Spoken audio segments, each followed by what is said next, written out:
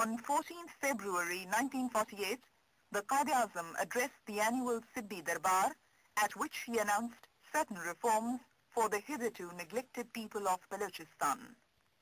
Mr. Dundas, members, Shai Dirga, Pradhans of Balochistan, and other leaders and representatives of the people of Balochistan. It is indeed a matter of genuine pleasure to me to be present here amongst you in the first Shai Darbar Balochistan held under the authority of our new Muslim state of Pakistan. As you all know, my personal connection with Balochistan extends over a long period. I can now look back with satisfaction to the days when the people of this province fought shoulder to shoulder with me in our struggle for freedom. You have contributed in no small measure than other brethren of ours in other provinces of Pakistan towards the achievement of our goal. The history of political reform for Balochistan is connected with the history of the struggle of the Muslims for freedom. There are many who will recall a number of occasions when I took up the cause of the people of Balochistan, both inside the Indian legislature and outside, and now I have the honor to be the first Governor General of our great country, Pakistan. It is natural that the question of reforms and securing for the people of Balochistan an adequate say in the administration and the governance of their provinces should be constantly in my mind. If, in this direction, my wishes have not so far been realized, it is due to the circumstances for which I have little or no control. Gentlemen, it is just 6 months since we have achieved our independence. During this period, we have not so far seen a single day of peace. We have had to face calamities, the parallel of which is not known in the history of the world. But we have not remained idle. We are all struggling to complete the task in the face of difficulties which we had no way of anticipating when the partition of India was agreed upon.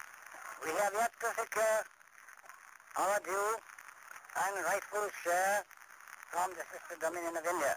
The attention of my government, therefore, was kept riveted to other dangerous problems of more immediate and urgent importance. You will therefore forgive me if I was not able to attend to the affairs of Balochistan as speedily as I would have wished.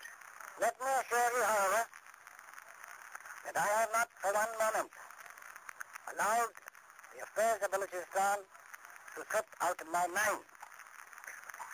I have thought and thought, considered and pondered over the ways and means of improving the lot of our people in this province and of enabling them to secure for themselves the same position and the same political status within the polity of Pakistan, which are open to their brethren in other provinces as far as they could be brought about as a practical proposition.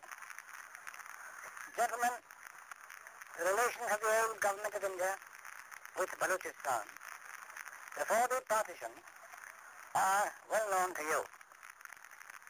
It is not for me to remind you how that government, which was a subordinate branch of the foreign administration had kept Balochistan divided in several parts, each with a different name and status, yet all bound together in shackles of backwardness. The administration handed over to us was on the one hand quite impervious to the desires and wishes of the people for moral and material progress, and on the other, impatient of criticism and oblivious to the necessity of political reforms of any sort. Consequently, the people of the province remain in a static position, educationally, socially, economically, and politically. Nay, I would go so far as to say that the people had to content themselves for a long time with a state of political and administrative stagnation.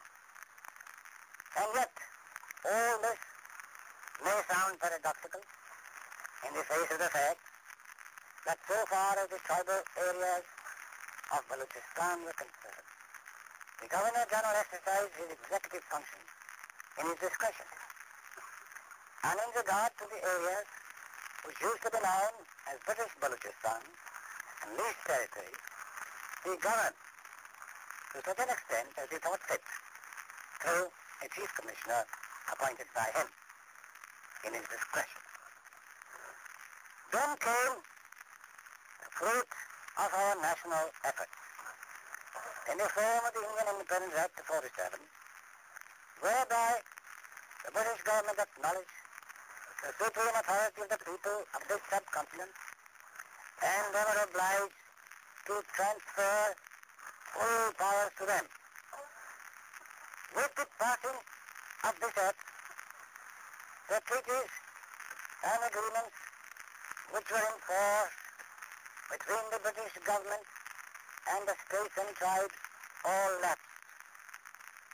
The obligations of British government on all powers, rights, authority, or jurisdiction exercisable in relation to the tribal areas also disappeared.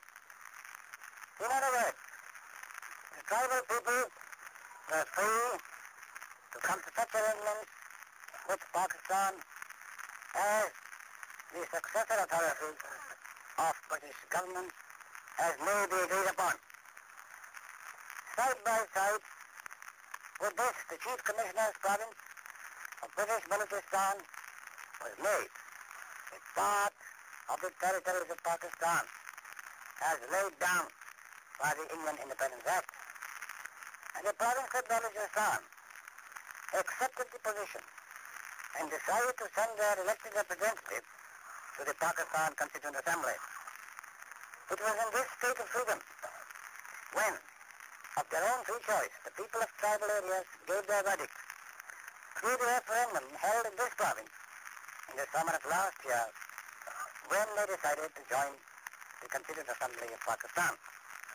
No sooner did this happen than I, as the Governor-General of Pakistan, felt it my duty to assure the people of Balochistan on behalf of the government of Pakistan that all agreements and allowances would continue until such time as they could be modified after consultation with them.